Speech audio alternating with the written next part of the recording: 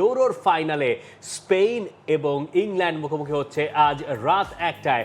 Berlin থেকে সরাসরি আপনি এই ম্যাচটা দেখছেন টি স্পোর্টসে। স্পেন যদি এবার ইউরোটা জিতে যায়, ইংল্যান্ডকে তারা যদি হারাতে পারে, তাহলে ইউরোর ইতিহাসে সবচেয়ে সফল দল হবে স্পেন। আর ইংল্যান্ড যারা কখনো নিজেদের ইতিহাসে ইউরো জেতেই নাই, তাদের সামনে সুযোগ ইউরোর শিরোপাটা জিতে যাওয়ার। দুই দলের হেড টু হেড রেকর্ড বা সব কিছু আমরা হয়তো দেখতে পারি, কিন্তু এই সব রেকর্ড আসলে শেষ পর্যন্ত এই টুর্নামেন্টে খুব বেশি কাজে দেয় বলে কি মনে হয়? এই রেকর্ড কখনোই খুব একটা কাজে দেয় না। হেড টু হেড হিসাবে স্পেন ইংল্যান্ডের রেকর্ডে ইংল্যান্ড এগিয়ে আছে, যদিও সেটা যদি 1980 সালের পর হিসাব করা হয়, তবে সেখানে স্পেন কিছুটা এগিয়ে থাকবে হিস্টোরিক্যাল পারপাসে। তাদের রিসেন্ট অবস্থায় কিন্তু আসলে স্পেন অ্যান্ড ইংল্যান্ডকে এই দুইটা টিমের পারফরমেন্স যদি এই টুর্নামেন্টে যদি অ্যাসেস করা হয়, তবে সবাই বলছেন, আমরাও অনেক সময় বলেছি যে স্পেন বেস্ট টিম হিসেবে টুর্নামেন্টের ফাইনালে উঠেছে। ইংল্যান্ডের বেলা কিন্তু সেটা আমরা বলছি না। ইংল্যান্ড অনেকগুলো স্ক্র্যাপ থ্রু করে ম্যাচে পিছিয়ে থেকে তবে সেই রেজিলিয়েন্সটা দেখিয়েই ফাইনালে উঠেছে। ইন্টারেস্টিং একটা ব্যাটল হবে ডেফিনেটলি। তবে স্পেন এই টুর্নামেন্টে ডেফিনেটলি তাদের ওই জায়গাটা প্রমাণ করেছে যে তারা ডিজার্ভ ফাইনালিস্ট। বাট ইংল্যান্ডও ঘটেই হতে পারে ঘটনা। দেখেন, স্পেন সবগুলো ম্যাচ জিতেছে, ইংল্যান্ডও কিন্তু অপরাজিত দলই এবারের আসরে যদি আপনি হিসাব করেন। হ্যাঁ, জয়ের সংখ্যাটা হচ্ছে স্পেনের ঠিক অর্ধেক, 6টা ম্যাচ 2টা দলই খেলেছে। কিন্তু আনন্দের এই কথা সূত্র ধরেই যে এবারের টুর্নামেন্টে একটা দল যারা আসলে ফেভারিট হিসেবেই পারফরমেন্স দিয়ে তারা শেষ পর্যন্ত এই ফাইনালে উঠলো, স্পেন সেটা বলতে পারি। আমি সেই কারণে স্পেনের প্রবাবল 11 দেখতে পারি যে ইংল্যান্ড আসলে কত বড় চ্যালেঞ্জ হতে পারে এই স্পেনের জন্য। স্পেনের 11 নিয়ে বোধহয় আলোচনার তেমন কোনো সুযোগ নাই। কারভাহাল সাসপেনশন কাটিয়ে ফিরবেন, Le Normand, Laporte, Cucurella, Ruiz, Rodri, Olmo, Yamal, Williams, Morata. Treat দিতে আর দারুণ সব ডিল পেতে অর্ডার প্লিজ। থ্যাংক ইউ পাপা। আমার মনে হয় নিচ থেকে যদি আপনি শুরু করেন, উনাই সিমন থেকে একবারে মোরাতা পর্যন্ত, সবারই কিছু না কিছু কন্ট্রিবিউশন আছে বলেই স্পেন 6টা ম্যাচের 6টাতেই জিতেছে। অনেকে হয়তো আলভারো মোরাতাকে নিয়ে কমপ্লেইন করতে পারেন, কিন্তু আমি বলবো আলভারো মোরাতার এই দলটায় খুব বেশি প্রয়োজন আছে। এবং আপনি যদি হিসাব করেন, দেখেন হচ্ছে যে লেনরমান তিনি আসলে ফিরছেন, মানে হচ্ছে নাচোকে আবার বসে যেতে হচ্ছে, কিছু করার নেই। নাচো কি বসে যাবেন নাকি খেলবেন? বসে যাবেন কিনা সেটা নিয়েও কিন্তু স্টার্টিং 11 আর কি থাকবেন না। নাচো কিন্তু ভালো খেলেছেন, কিন্তু তাকে আপনি কোন জায়গায়, লাপোর্তের জায়গায় বসাবেন? লাপোর্তের জায়গায় তো বসানোর সুযোগ নেই, কিন্তু লাপোর্তে খেলবেন। হয়তো এমনটা হতে পারে যে লেনরমানের জায়গায়, হয়তো জানি না, কিন্তু ওটাও ওরকম হতে পারে। আপাতত আকর্ষণ সবচেয়ে বেশি থাকবে লামিন ইয়ামাল আর নিকো উইলিয়ামসকে ঘিরে। এই দুজনই আসলে স্পেনের খেলার ধরন পাল্টে দিয়েছে বলে এত কথা। লুই দে লা ফুয়েন্তে আরও একটা শিরোপা তিনি হয়তো জেতার আশা করছেন তরুণদেরকে নিয়ে। তিনি এর আগে স্পেনের আন্ডার-19, আন্ডার-21 ইউরো জিতেছেন। এবার তার সামনে আসল ইউরো জেতার পালা। এখন কথা হচ্ছে ইয়ামাল, যার বয়স 17 হলো, গতকাল 17 হলো, আগের দিন 17 হলো। আপনি লামিন ইয়ামাল এবং নিকো উইলিয়ামস, এটাই কি ইংল্যান্ডের সবচেয়ে বড় কি বলে এটাকে দুশ্চিন্তা জায়গা? দেখেন, আবার এই দুটা নিয়ে আপনি দুশ্চিন্তা করতে যান, মাঝখানে তো আবার ফ্যাবিয়ান রুইস রয়েছে, তাদের পেছনে ফ্যাবিয়ান রুইস, রদ্রি, দানি অলমো আছেন। আপনি কাকে বাদ দিবেন? তার মানে আমি বলতে পারি যে স্পেনের যে দল ইন্ডিভিজুয়ালি কমপ্লিট টিম, হ্যাঁ ইন্ডিভিজুয়ালি এবং দলগতভাবে ইংল্যান্ডের চেয়ে এগিয়ে, ইংল্যান্ডের চাইতে ডেফিনেটলি এগিয়ে এই স্পেন। আপনি প্রত্যেকটা ডিপার্টমেন্টে আপনি যদি অ্যাসেস করে দেখেন, বলেন গোল করা, বলেন এক্সপেক্টেড গোলস, বলেন প্রেশার অ্যাপ্লাই করা, সব দিক থেকে ইংল্যান্ডের চাইতে ঢের গুণে এগিয়ে। কিন্তু তার মানে এই না যে যতই আমরা নিজেরাও ইংল্যান্ডকে কিছুটা হলো একটু খাটো করে দেখেছি, কিন্তু ইংল্যান্ড কিন্তু ওই হিসাবটা বাদ দিয়েই সাউথগেটের রেজিলিয়েন্সের কারণে ফাইনালে এসছে। এখন ওটাই আসলে দেখতে হবে যে ইংল্যান্ডের কিন্তু কি প্লেয়াররা রয়েছেন। ধরুন এই স্পেনের সঙ্গে মেইনু আর রাইসের পারফরমেন্স খুবই গুরুত্বপূর্ণ, যে তারা মিডফিল্ডটা কিভাবে ওইভাবে আটকে রাখছেন ওই ফ্ল্যাঙ্কের প্লেয়ার দেখে। এখন কোবি মাইনো, রাইস, এইটাকে যখন আপনি রদ্রি, রুইজ দিয়ে বিচার করবেন,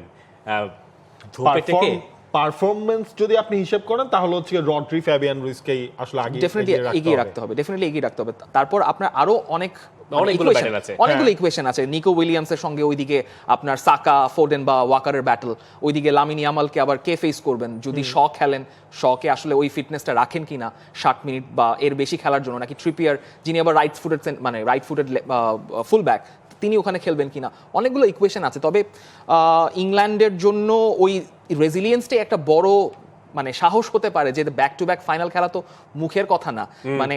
ওই ডেপথটা আছে বলেই তারা এই ফাইনালটা খেলতে আসছে। এখন স্পেন 2012 পর এই প্রথম একটা বড় টুর্নামেন্টের ফাইনাল খেলছে, যদিও নেশনস লিগ তারা জিতেছে।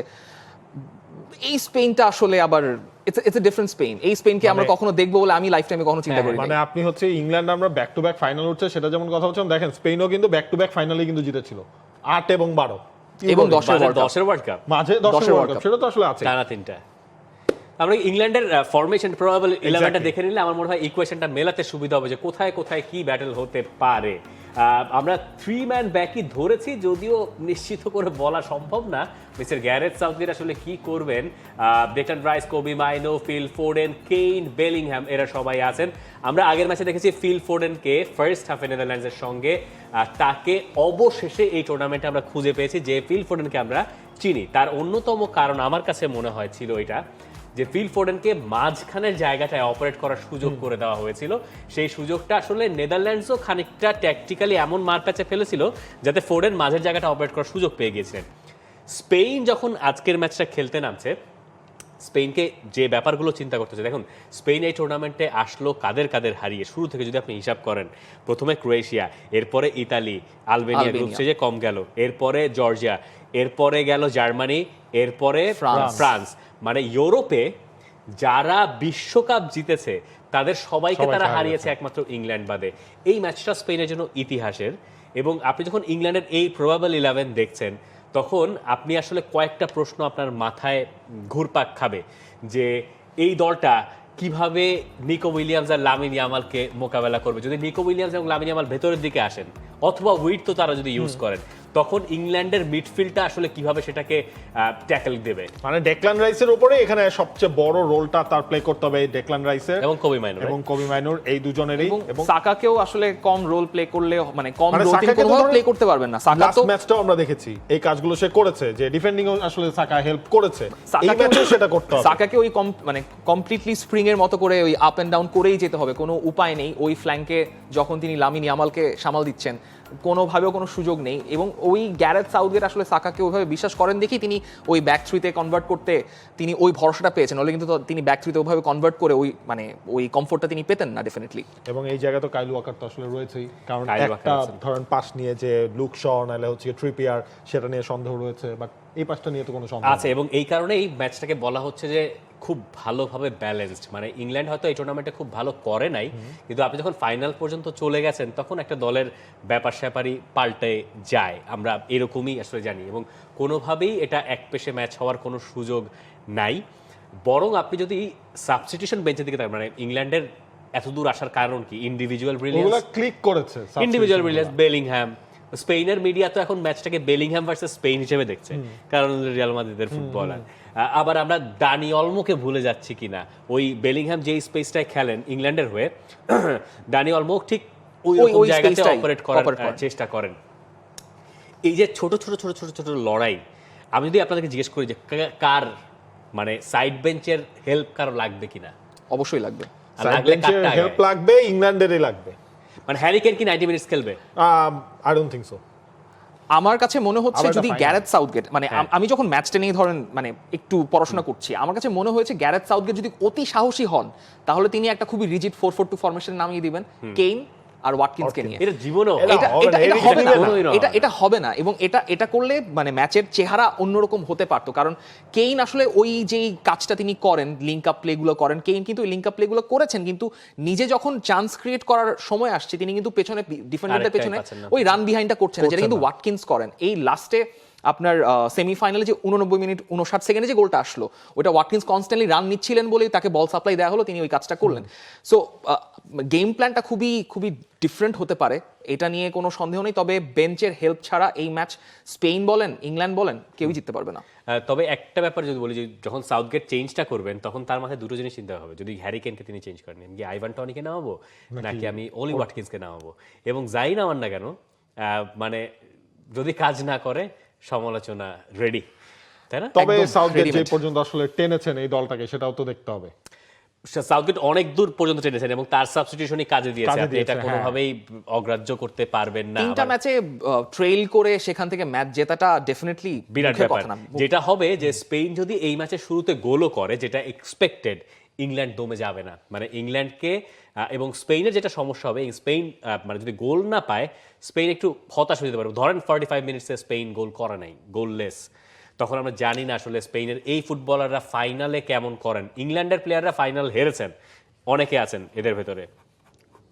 ইংল্যান্ডের ক্ষেত্রে ব্যাপারটা যেরকম স্পেনের ক্ষেত্রে ব্যাপারটা ঠিক তেমন না, স্পেনের অনেকে কিন্তু এই সিচুয়েশন ফেসই করেন নাই। করেনি নেই। তার বয়সেই তো আপনার এবং হচ্ছে আরেকটা একেবারে বিষয় কম। আছে, স্পেন কিন্তু খুব একটা বেশি সময় কিন্তু ম্যাচে পেছনে পড়ে থাকে নাই, হ্যাঁ। তারা গোল কনসিড করেছে শুধুমাত্র জর্জিয়ার সঙ্গে একটা শুধুমাত্র জর্জিয়ার সঙ্গে একটু পিছিয়ে ছিল। একটু একটা এবং বেশি সময় ফ্রান্সের পিছিয়ে। সাথে। ফ্রান্সের সময় অল্প, মানে খুব একটা বেশি সময় যে পিছিয়ে ছিল তা কিন্তু না, কিন্তু মানে ওই সিচুয়েশনে পড়লে কিভাবে তারা আসলে ট্যাকেল করবে। এবং দেখেন আপনি ফ্রান্সের সঙ্গে তারা যে পিছিয়ে পড়লো ওই সময় কিন্তু লামিন ইয়ামাল তার একটা ইন্ডিভিজুয়াল ব্রিলিয়ান্স ম্যাচে সবকিছু পাল্টে দিল। তার এক পর্যন্ত ফ্রান্স ভালোই খেলছিল। এবং এই ইন্ডিভিজুয়াল ব্রিলিয়ান্স নিয়ে আসলে দে লা Prediction ফুয়েন্তে নেবেন না? তিনি কথা বলেছেন, এবং ম্যাচের আগে যে কথা সেটা হচ্ছে গিয়ে স্পেনের ওই আত্মবিশ্বাসটাই হচ্ছে গিয়ে তাদের ফুটবলারদের মূল মন্ত্র। যা দেখেছেন এর থেকেও বেশি দেওয়ার সামর্থ্য ফুটবলারদের আছে, আমরা নিজেদের শক্তির সামর্থ্য যতটুকু রয়েছে সেটা দিয়েই আমরা খেলবো, সেমিফাইনাল থেকে ফাইনাল আলাদা হবে সেটা দিয়েই খেলতে হবে। মানে ওই জিনিসটা কিন্তু একটা মেইন জিনিস, যে হচ্ছে নিজেদের ওপর বিশ্বাসটাই স্পেনের মূল মন্ত্র। আর অন্যদিকে ইংল্যান্ডের কোচ গ্যারেথ সাউথগেট তিনি অবশ্যই খুশি হবেন ফাইনালে উঠতে পেরে, কিন্তু ফাইনালে জেতাটা এবার তার জন্য হয়তো প্রয়োজন। আগেরবার তারা রানার্স আপ হয়েছিল, এমন একটা দলের সাথে ফাইনাল খেলতে হবে যারা টুর্নামেন্টের সেরা। স্পেনকে টুর্নামেন্টের সেরা হিসেবে সব কোচ মেনে নিয়েছেন, ওরা দারুণভাবে প্রেস করে, তাই বল যখন আমাদের নিয়ন্ত্রণে থাকবে তখন সেটা ধরে রাখতে হবে, বল যখন পায়ে থাকবে না সেটারও পরিকল্পনা আছে। ইংল্যান্ড আগে যে ম্যাচগুলো খেলেছে সেখানে ইংল্যান্ডকে বল ছাড়া খুব বেশিক্ষণ সময় থাকতে হয় নাই, কিন্তু এই ম্যাচে ইংল্যান্ডকে এমন সময় অতিবাহিত করতে হতে পারে যে তাদের বল পায়ে হয়তো নাই।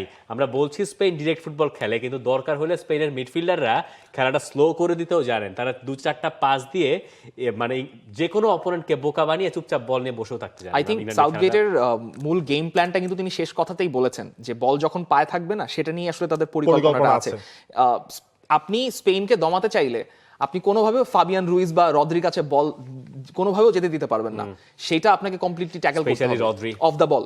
এই ম্যাচের প্রেডিকশন, এই ম্যাচের প্রেডিকশন স্পেন যে কারণে টুর্নামেন্টে তারা এত ভালো করেছে, স্পেন 2-1। আমি আরেকটু সাহসী হতে পারবো, হ্যাঁ 3-1। It's not coming home, it's not coming home. আর যদি এটা ঘরে আমি মনে হচ্ছে ইংল্যান্ডকে সবচেয়ে বেশি সম্মান দেখিয়েছে। দেখা যাক আসলে কি হয়, সেটা তো রাতের বেলা আপনারা টি স্পোর্টসে দেখতে পারবেন। For more updates, subscribe to our YouTube channel and click on the bell icon. Follow us on Facebook and Instagram. Download T-Sports app to enjoy exciting games and highlights. Visit tsports.com.